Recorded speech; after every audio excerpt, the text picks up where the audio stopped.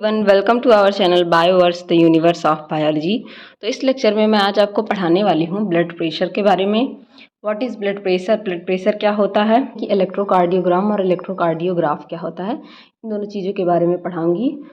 तो अगर चलिए स्टार्ट करते हैं, लेकिन उससे पहले अगर इस चैनल पे आप नए हैं तो प्लीज़ चैनल को लाइक शेयर सब्सक्राइब कीजिए।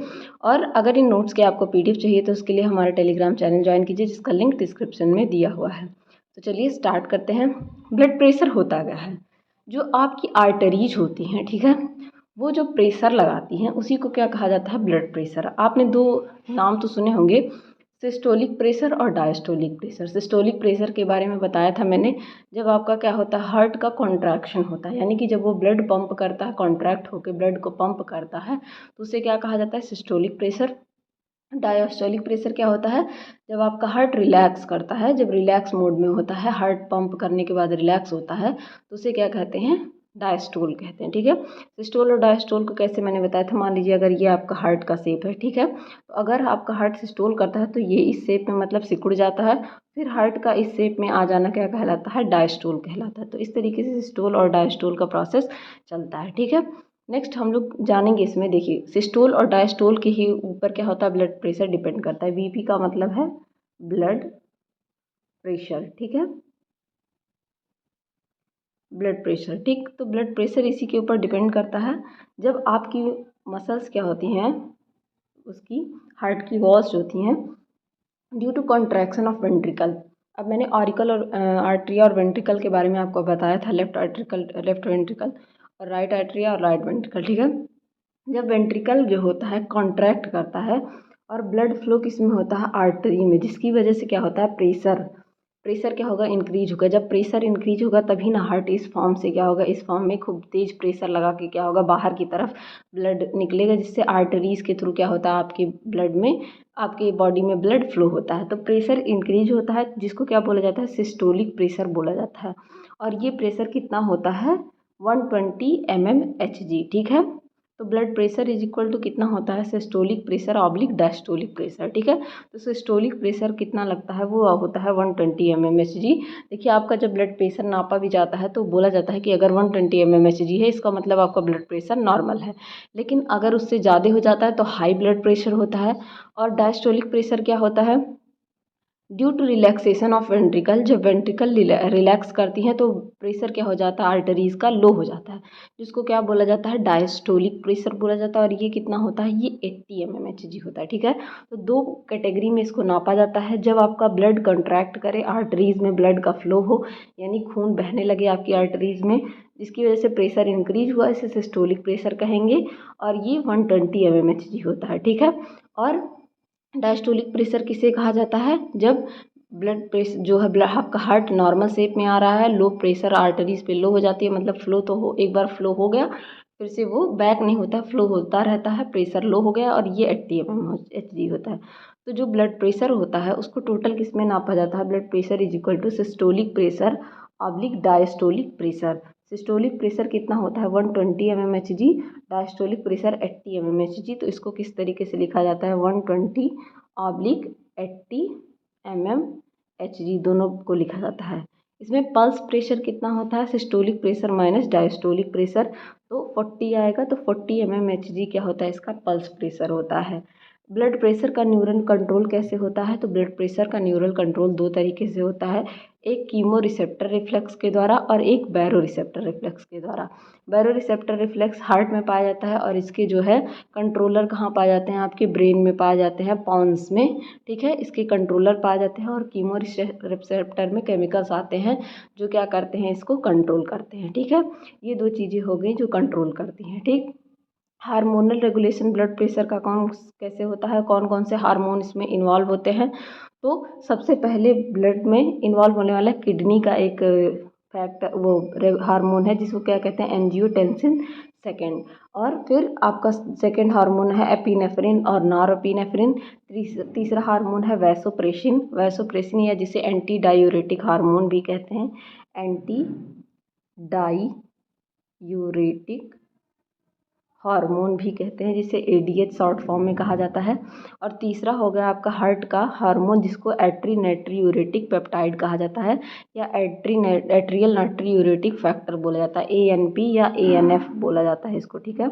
अगर एट्रियल नाइट्रियूरेटिक पेप्टाइड लिखा है तो इसे ANP, और अगर एट्रियल नाइट्रियूरेटिक फैक्टर लिखा है तो उसे ANF बोला जाता है, ठीक है। तो 3 तरीके से इसका कंट्रोल होता है। सबसे पहले न्यूरोनल कंट्रोल, जो कीमो रिसेप्टर रिफ्लेक्स या बैरो रिसेप्टर रिफ्लेक्स के द्वारा होता है। फिर हो गया हार्मोनल रेगुलेशन, एंजियोटेंसिन, एपिनेफ्रिन और एपिनेफ्रिन, वासोप्रेसिन और ANP के द्वारा होता है। नेक्स्ट हम लोग देखते हैं पल्स रेट के बारे में। तो पल्स रेट कैसा होता है, सेम एज हार्ट रेट की तरह होता है। इसमें wave of distension in arteries during each ventricular systole, जो वेव है उसका डिस्टेंशन जो होता है आर्टरी में जब ईच वेंट्रिकुलर सिस्टोल होता है तो उसे क्या कहते हैं, पल्स रेट कहते हैं। Pulse can be felt in 4 superficial arteries. कौन कौन सी सुपरफिशियल आर्टरीज में आप फेल्ट कर सकते हैं पल्स रेट? रेडियल आर्टरी, जो आपके रिस्ट में यानी कि कलाइयों में पाई जाती है। यहाँ से भी देखिए, जब भी डॉक्टर के यहाँ आप जाते हैं तो अगर उसने, एक तो होता है नापने के लिए स्टेथोस्कोप जिससे वो नापते हैं, ठीक है।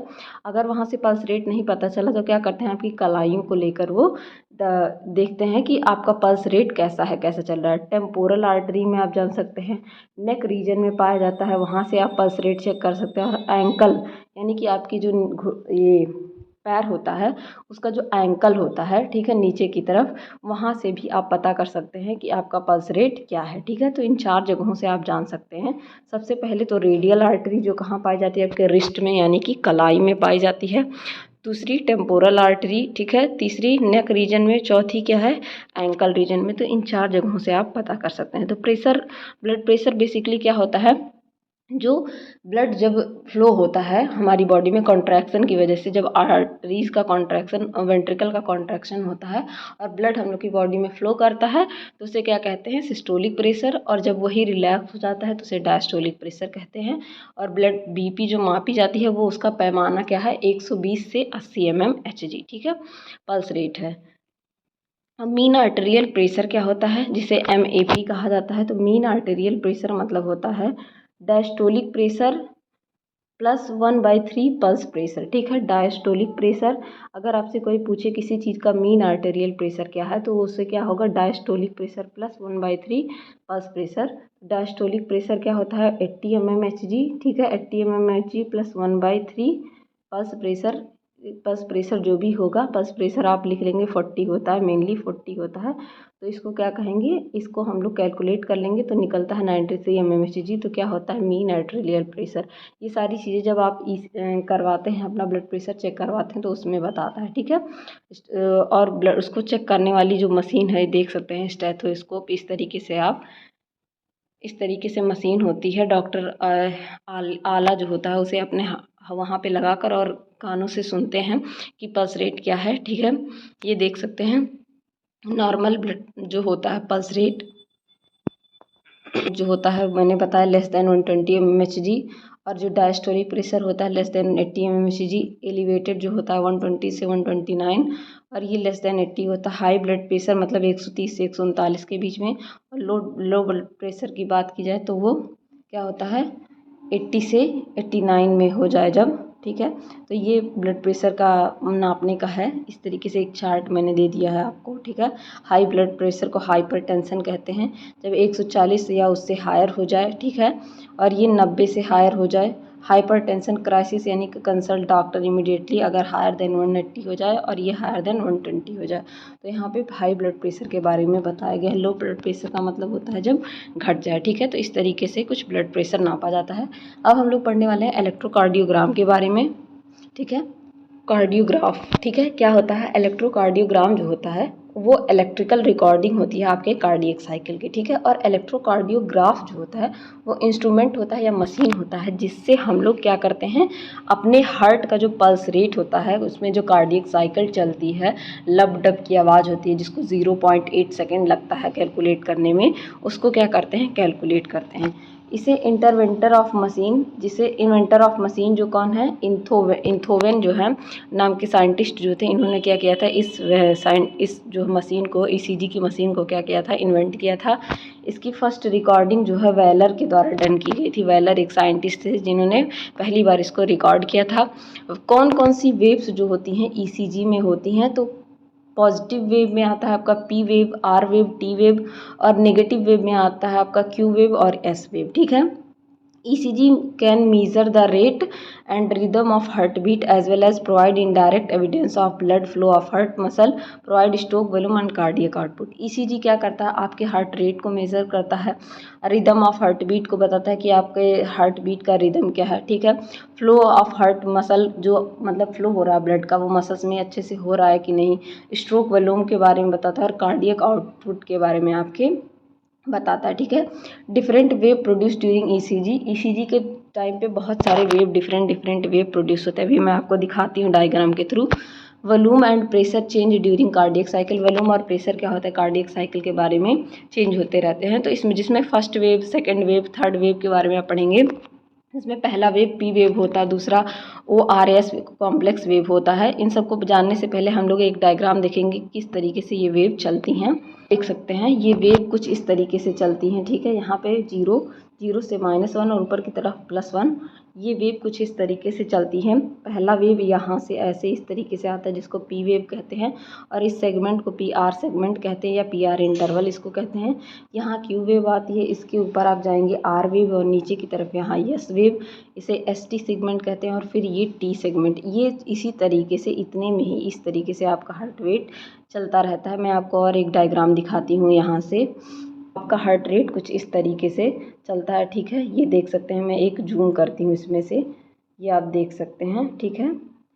इसी तरीके से आपका हार्ट रेट, ये देखिए यहाँ से पी वेव, फिर ये QRS, ये फिर इस तरीके से आपका हार्ट रेट हमेशा चलता है। ये एक रिदम में चलता है। अगर आपका हार्ट रेट सही चल रहा है तो वो एक रिदम में चलेगा। ठीक है। वो एक रिदम में चलेगा। यहाँ पे ये दिखाया गया इस तरीके से आपका हार्ट रेट चलता है। ठीक है। और जानते हैं आप, जो आपका हार्ट रेट ECG किया जाता है उसमें कुल टोटल 12 लीड लगती हैं। ठीक है। आपके राइट एंकल में, लेफ्ट एंकल में, फिर राइट लेग में, लेफ्ट लेग में। ठीक है। इस तरीके से राइट लोअर लेग में, फिर है फोर्थ इंटरकॉस्टल स्पेस में आपके V2, फोर्थ इंटरकॉस्टल स्पेस में लेफ्ट साइड में। ठीक है। Mid way between V2 and V4, fifth intercostal space में, एंटीरियर एक्सिलरी लाइन पे। ठीक है। मिड एक्सिलरी लाइन पे। तो इस तरह से कुल मिला के आपके शरीर में 12 लीड्स लगाई जाती हैं। ठीक है। जिनका वो ECG हुआ होगा उनको पता होगा। तो इसमें कुल इस तरीके से 12 लीड लगाई जाती हैं। और जिस तरीके से मैंने एक ग्राफ आपको दिखाया, ठीक है, इस तरीके से एक ग्राफ जो है मिलता है, और लीड इस तरीके से लगाई जाती हैं। ये देख सकते हैं V1, V2, V3, V4, ठीक है, V5, V6, और यहाँ पे देखिए LR, इस तरीके से यहाँ पे LR, V1, V2, V3 इस तरीके से चेस्ट पे आपके लगाए जाते हैं। ठीक है। ये राइट वाले इस पे लगा हुआ है। ठीक है। इस तरीके से यहाँ पे आपके हैंड्स पे लगाए जाते हैं 2। ठीक है। फिर दोनों लेग्स पे 2 लगाए जाते हैं, और इस तरीके से ये V1, V2, V3, V4, V5, V6 ये लगाए जाते हैं। तो कुल मिला के 6 इधर हो गए, और 2 ऊपर की तरफ, 6, 2 8, और 8 4 आपके 2 हाथ में, 2 पैर में। इस तरीके से ECG में क्या होता है, आपके लीड्स लगाए जाते हैं। ठीक है। हम लोग वेव के बारे में पढ़ेंगे। तो वेव जो है इस तरीके से चलता है। ठीक है। जो मैंने आपको दिखाया, ये वेव इस तरीके से चलता है। अब हम लोग थोड़ा सा वेव्स के बारे में पढ़ेंगे। फर्स्ट वेव को पी वेव कहते हैं। ठीक है। ये स्मॉल होता है, अपवर्ड डिफ्लेक्शन करता है। ये रिप्रेजेंट करता है एट्रियल डीपोलराइजेशन को। डीपोलराइजेशन के बारे में मैंने बताया था, जब पोटेशियम सोडियम आयन को क्या किया जाता है, अंदर की तरफ लिया जाता है, तो उसको क्या कहते हैं, depolarization, which spread from SA node throughout atria. ठीक है। कहाँ से स्प्रेड होता है, साइनो एट्रियल नोड जो होता है, साइनो एट्रियल नोड से ये स्प्रेड होता है। इसका ड्यूरेशन कितना होता है, 80 से लेकर 100 मिलीसेकेंड तक। ठीक। सेकेंड वेव क्या होता है, ORS कॉम्प्लेक्स, जो रिप्रेजेंट करता है onset of contraction of ventricle को। ये भी डीपोलराइजेशन होता है, वेंट्रिकुलर डीपोलराइजेशन होता है। क्यू वेव को फर्स्ट डाउनवर्ड वेव कहते हैं, मतलब जो नीचे की तरफ जाता है, इस तरीके से नीचे आएगा। ठीक है।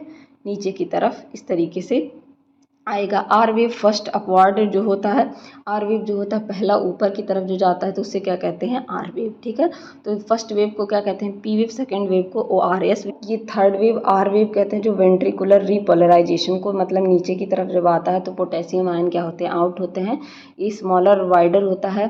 ठीक है, इस तरीके से ये 3 वेव होती हैं। ECG analysis provide clues about of abnormality. जब आपके शरीर में कोई एबनॉर्मलिटी होती है, जैसे मान लीजिए आपका हार्ट रेट फास्ट हो गया, तो किस वजह से ये फास्ट हो रहा है, आपके कौन सी चीज़ में, आर्टरीज में, वेंस में कहाँ पे दिक्कत हो रही है, साइनो आर्टरियल नोड पे या आर्टरियो वेंट्रिकुलर नोड पे कहाँ पे दिक्कत हो रही है, इन चीज़ों को बताता है। लार्जर पी वेव मतलब क्या होता है, इनलार्जमेंट ऑफ एट्रिया।